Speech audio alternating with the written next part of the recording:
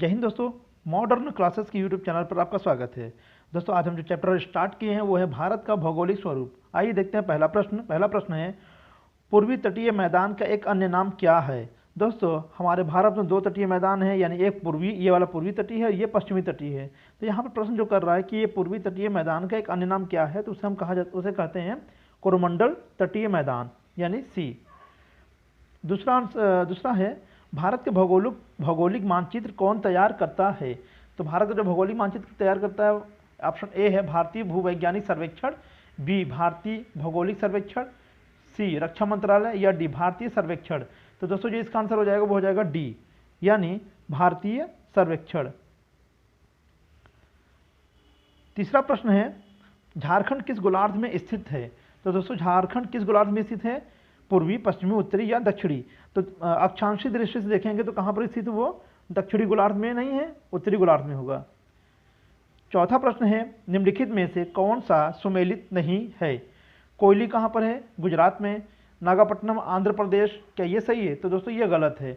यहाँ पे जो आंसर हो जाएगा वो हो जाएगा बी, यानी कोयली गुजरात में है, नुमालीगढ़ असम में है, मनाली कहाँ पे, तमिलनाडु में है, और नागापट्टनम कहाँ पर, आंध्र प्रदेश में। ये गलत हो जाएगा। पांचवा प्रश्न है, निम्नलिखित में से कौन भारत के ज्वालामुखी द्वीप है। तो इनमें से कौन सा ज्वालामुखी द्वीप है, little Andaman, little Nicobar, great Nicobar या बैरन द्वीप। तो इसका आंसर हो जाएगा डी, यानी बैरन द्वीप। छठा प्रश्न है, भारतीय मुख्य भूभाग में कितने महासागर मिलते हैं। तो भारतीय मुख्य भूभाग में कितने महासागर मिलते हैं। देखिए अगर महासागर की बात करेगा तो एक ही महासागर है, वो है हिंद महासागर। आंसर हो जाएगा बी। सातवां प्रश्न है, निम्नलिखित में से कौन सा एक भारत का प्रवाल द्वीप समूह है। इनमें कौन सा एक प्रवाल द्वीप समूह है। तो उसका आंसर हो जाएगा डी, यानी लक्षद्वीप है, ये एक प्रवाल द्वीप समूह है। आठवां प्रश्न है, भारत के राज्यों का निम्नलिखित में से कौन सा एक युग में सबसे पूर्वी और सबसे पश्चिमी राज्य को इंगित करता है। तो इनमें सबसे पूर्वी और सबसे पश्चिमी राज्य कौन इंगित करता है। देखिए तो सबसे पूर्वी जो राज्य है वो क्या हो जाएगा, अरुणाचल प्रदेश, और सबसे पश्चिमी राज्य कौन सा हो जाएगा, गुजरात, यानी इसका आंसर हो जाएगा डी। नवा है, भारत के पश्चिमी तट का उत्तरी भाग जाना जाता है। तो जो भारत का जो पश्चिमी तट है उसका उत्तरी भाग वो किस नाम से जाना जाता है। देखिए जो पश्चिमी तट मतलब ये देखिए, ये गुजरात का ये वाला इस वाले पोर्शन को पूछ रहा है, इसे क्या कहा जाता है। तो इसे क्या कहा जाता है, कोंकण तट, कोंकण, कन्नड़ और मलाबार तट, ये तीन तट हैं। तो जिसमें सबसे उत्तरी वाले की बात किया जा रहा है, तो इसका आंसर हो जाएगा सी, यानी कोंकण तट। 10वां प्रश्न है, निम्नलिखित में से कौन से कथन सही हैं। अब देखिए क्या कह रहा है इसमें, यानी पहला प्रश्न जो है, असम की सीमा बांग्लादेश तथा भूटान से मिली है। तो दोस्तों देखिए इसमें ए तो बिल्कुल सही है, यानी असम की जो सीमा है वो भूटान तथा बांग्लादेश दोनों से मिलती है। अब बात करते हैं दूसरे वाले, पश्चिम बंगाल की सीमा भूटान और नेपाल से मिली हुई है। तो ये भी बिल्कुल सही है। तीसरा है, मिजोरम की सीमा बांग्लादेश तथा म्यांमार से मिली है। तो मिजोरम की भी सीमा म्यांमार और बांग्लादेश दोनों से मिलती है। तो इसका आंसर तीनों सही हो जाएगा। तो इसका आंसर हो जाएगा ए, यानी 1 2 3 तीनों सही है, ऑप्शन हो जाएगा ए सही है। 11वां प्रश्न है, निम्नलिखित में से कौन सा मिलान सही नहीं है। दार्जिलिंग पश्चिम बंगाल में है, बिल्कुल सही है। माउंट आबू राजस्थान में, ये भी सही है। शिमला उत्तर प्रदेश में, ये गलत है। कोडाइकनाल तमिलनाडु में है। तो यानी आंसर हो जाएगा डी, शिमला कहाँ पर है, वो हिमाचल प्रदेश में। अब बात करते हैं 12वें प्रश्न की। 12वां प्रश्न है, मन्नार की खाड़ी किस तट के साथ अवस्थित है। अब बात कर रहा है मन्नार की खाड़ी, तो आंसर क्या हो जाएगा, तमिलनाडु, केरल, कर्नाटक, आंध्र प्रदेश। तो मन्नार खाड़ी आपको पता है कहाँ पर, तमिलनाडु के बिल्कुल नीचे, यानी आंसर हो जाएगा ए, यानी तमिलनाडु। अब बात करते हैं 13वें प्रश्न की। निम्नलिखित में भारतीय राज्यों पर विचार कीजिए। छत्तीसगढ़, तेलंगाना, आंध्र प्रदेश, उत्तराखंड, तमिलनाडु। उपयुक्त राज्यों में से कौन से क्रमशः बृहत्तम और लघुत्तम है, यानी भौगोलिक क्षेत्रफल के आधार पर सबसे बड़ा और सबसे छोटा इनमें से कौन सा है। तो देखिए इसमें जो सबसे बड़ा हो जाएगा वो हो जाएगा आंध्र प्रदेश, और उसके बाद जो हो जाएगा वो हो जाएगा उत्तराखंड, यानी सबसे बड़ा हो जाएगा आंध्र प्रदेश और सबसे छोटा उत्तराखंड हो जाएगा। प्रश्न नंबर 14 है, कोरोमंडल तट समुद्री तट के किस राज्य में अवस्थित है। तो कोरोमंडल जो तट है वो समुद्री राज्य के किस तट के साथ अवस्थित है, तो वो तमिलनाडु के साथ अवस्थित है। 15वां प्रश्न है, संरचनात्मक रूप से मेघालय क्षेत्र किसका भाग है। ऑप्शन है शिवालिक पर्वतमाला, दक्कन का पठार, वृहद हिमालय या अरावली पर्वतमाला। तो इसका आंसर हो जाएगा बी, यानी दक्कन के पठार का भाग है। 16वां प्रश्न है, मरुस्थल उर्वर मैदान और मध्य रूप में वनाच्छादित पर्वत भारत के निम्नलिखित क्षेत्रों में से किस एक की ताक्षणिक विशेषता है? तो ये किसकी विशेषता है? तो इसमें आंसर हो जाएगा उत्तर पश्चिम भारत की ये विशेषता है। क्योंकि मरुस्थल आपको कहाँ मिलते हैं? सिंपल सी भाषा में मरुस्थल आपको उत्तर पश्चिम भारत में मिलता है, इसी वजह से इसका आंसर हो जाएगा उत्तर पश्चिम भारत में। 17वां प्रश्न है भारत किस गोलार्ध में अवस्थित है? तो भारत किस गोलार्ध में अवस्थित है? तो उत्तर पूर्वी, हम बिल्कुल सही है। क्योंकि जब हमने अगर आपको पढ़ाया होगा, क्या पढ़ाए थे आपको, यानी ग्लोब पढ़ाया था, हमने ये बताया था कि अगर मान लीजिए ये भूमध्य रेखा है तो हमारा भारत कहाँ पर? यहाँ पर है। तो अब देखिए ये क्या है, हमारा 0 अंश अक्षांश रेखा देशांतर है, और ये कर्क रेखा है। ये भूमध्य रेखा है, ये कर्क रेखा है। तो देखिए भूमध्य रेखा के जस्ट उत्तर में है, और यहाँ पर 0 अंश देशांतर के यानी ग्रीनविच रेखा के जस्ट पूर्व में है। तो इसका आंसर हो जाएगा उत्तर पूर्व दिशा में, आंसर हो जाएगा ए। 18वां है निम्नलिखित में से वह राज्य क्षेत्र कौन सा है जिसकी सीमा मिजोरम से नहीं लगी हुई है? इनमें कौन सी सीमा है जिसकी मिजोरम से नहीं लगी है? तो इसका आंसर हो जाएगा नागालैंड, यानी नागालैंड की सीमा मिजोरम से नहीं लगी है, आंसर हो जाएगा ए। 19वां प्रश्न है निम्नलिखित में से वह क्षेत्र कौन सा है जिसकी सीमा अरुणाचल प्रदेश से नहीं लगती है? तो अरुणाचल प्रदेश से कौन सीमा नहीं लगी है इसमें? तो इसका आंसर हो जाएगा मणिपुर, बाकी भूटान, नागालैंड, असम की लगी हुई है। अब 20वां प्रश्न है कौन सा राज्य उत्तर पूर्वी राज्य की 7 बहनों का भाग नहीं है? तो इनमें आंसर हो जाएगा पश्चिम बंगाल। पश्चिम बंगाल 7 सिस्टर के अंतर्गत नहीं आते हैं। 21वां प्रश्न है भारत के किस प्रदेश की सीमाएं तीनों देशों क्रमशः नेपाल, भूटान एवं चीन से मिलती है? उस राज्य का नाम क्या है जो नेपाल से भी लगा है, भूटान से भी और चीन से भी? तो वो है सिक्किम, यानी आंसर हो जाएगा डी। 22वां प्रश्न है कौन सा महत्वपूर्ण अक्षांश भारत को 2 लगभग बराबर भागों में विभाजित करता है? 23.5 अंश दक्षिणी अक्षांश, तो जिसे हम क्या बोलते हैं, दक्षिणी अक्षांश को मकर रेखा बोलते हैं, तो ये नहीं होगा। 23.5 अंश उत्तरी अक्षांश, या 0 डिग्री, या 33.5, तो यहाँ पर आंसर हो जाएगा बी, यानी 23.5 अंश उत्तरी अक्षांश को ही हम कर्क रेखा बोलते हैं, जो भारत को 2 बराबर भागों में बांटता है, यानी उत्तर और दक्षिणी भाग में बांटा जाता है भारत के द्वारा। अब बात करते हैं 23वें प्रश्न की। भारत का सुदूर पश्चिमी बिंदु है कौन सा है? यानी सुदूर पश्चिमी बिंदु यानी सबसे पश्चिमी बिंदु कौन सा है?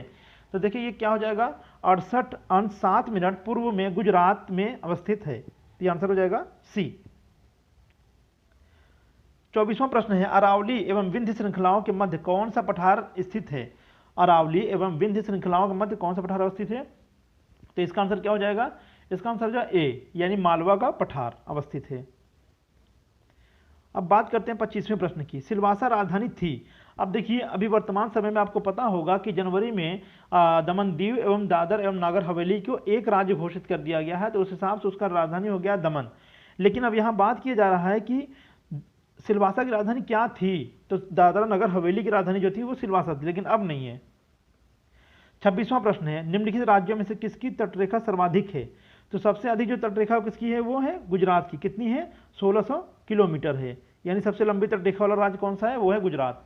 अब बात करते हैं 27वें प्रश्न की। 27वां प्रश्न है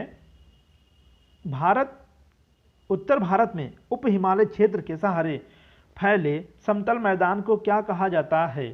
तो उसे क्या कहा जाता है? तराई, दून, खादर एवं भावर, तो उसे कहा जाता है भावर का मैदान। ठीक है। 28वां प्रश्न है कोरी निवेशिका जिस पर अवस्थित है वह है। अब कोरी निवेशिका कहाँ पर स्थित है? जहाँ पर स्थित उसे हम क्या कहते हैं? कच्छ की खाड़ी, खंभात की खाड़ी, कच्छ का लिटिल रन या कच्छ का रन, तो उसे हम कहते हैं कच्छ का लिटिल रन। आंसर हो जाएगा सी। आंसर क्या हो जाएगा? सी। बात करते हैं 29वें प्रश्न की। कर्क रेखा निम्नलिखित में से किन राज्यों से गुजरती है? इनमें से कौन कौन से राज्य से कर्क रेखा गुजरती है उसके बारे में हमें यहाँ पर बताना है। तो देखिए गुजरात से गुजरती है, बिल्कुल सही है, झारखंड से भी गुजरती है और मिजोरम से भी, मगर असम राज्य से नहीं गुजरती है। तो यानी इसका आंसर क्या हो जाएगा? 1, 2, 4। तो 1, 2, 4 का क्या हो जाएगा यहाँ पर? सी।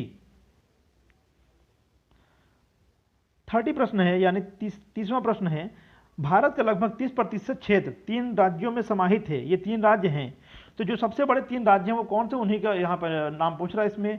तो राजस्थान, मध्य प्रदेश एवं महाराष्ट्र। तो राजस्थान हो गया, मध्य प्रदेश और महाराष्ट्र। कौन सा हो जाएगा? ऑप्शन सी।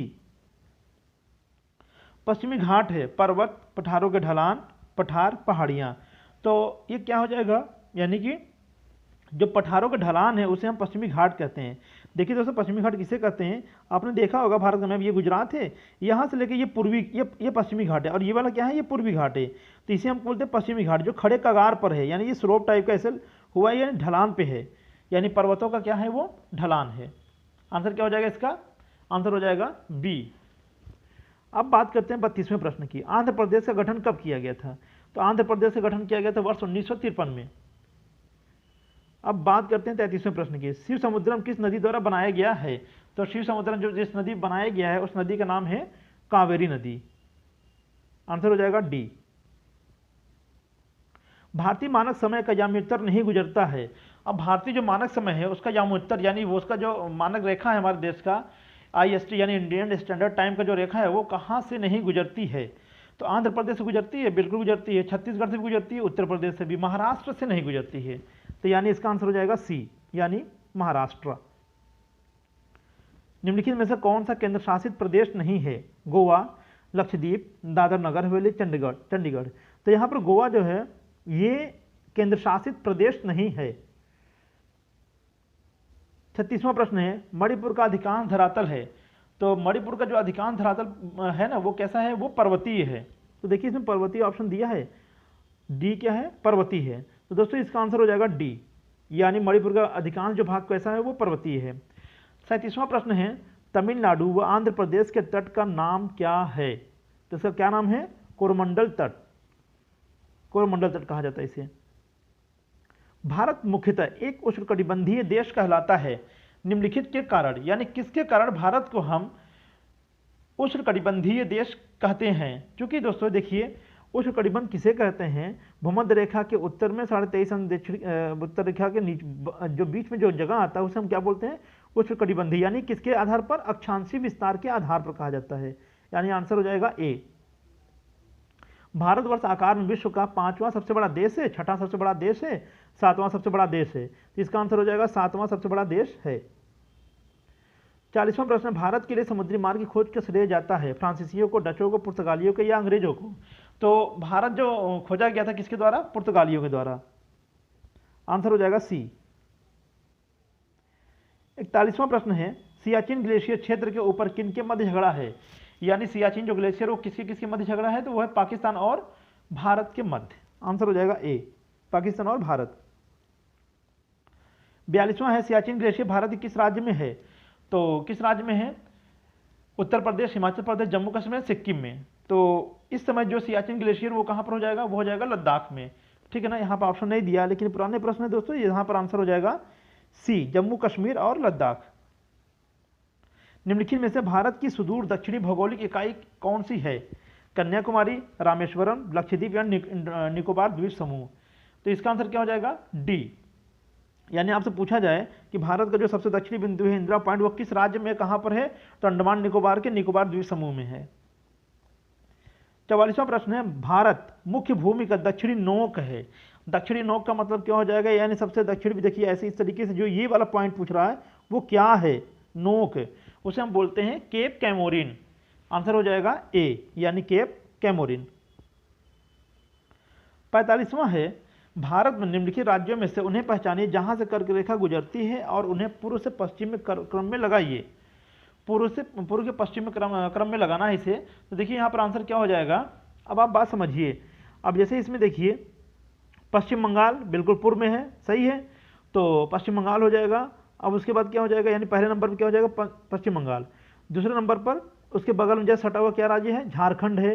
ठीक है, उसके बाद क्या हो जाएगा, बिहार नहीं, उसके बाद छत्तीसगढ़ हो जाएगा, यानी तीसरे नंबर छत्तीसगढ़।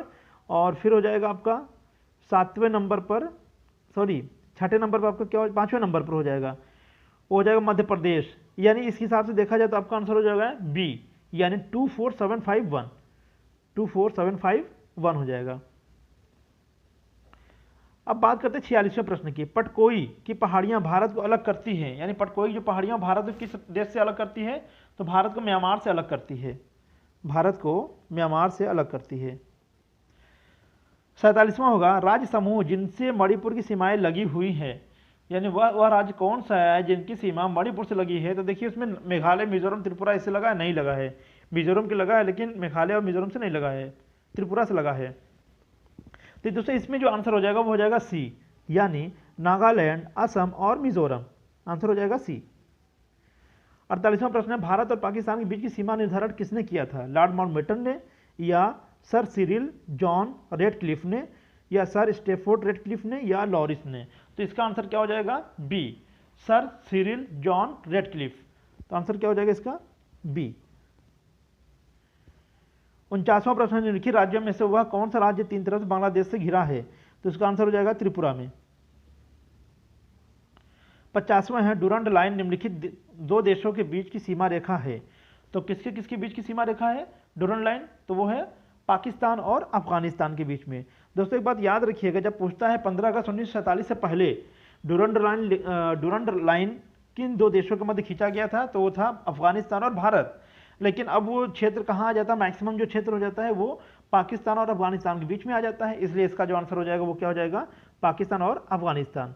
और दोस्तों अगर पाकिस्तान नहीं लिखा रहेगा तो आप भारत और अफगानिस्तान आराम से कह दिया करिए, ठीक है ना। ये रहा आज का महत्वपूर्ण 50 प्रश्नोत्तरी बहुकल्पीय है दोस्तों, आप देखिएगा ध्यान से और कोशिश करिएगा इसको अधिकतम से अधिकतम नंबर हायर करने का, ठीक है ना। मिलते हैं अगली वीडियो में, तब तक के लिए जय हिंद, जय भारत।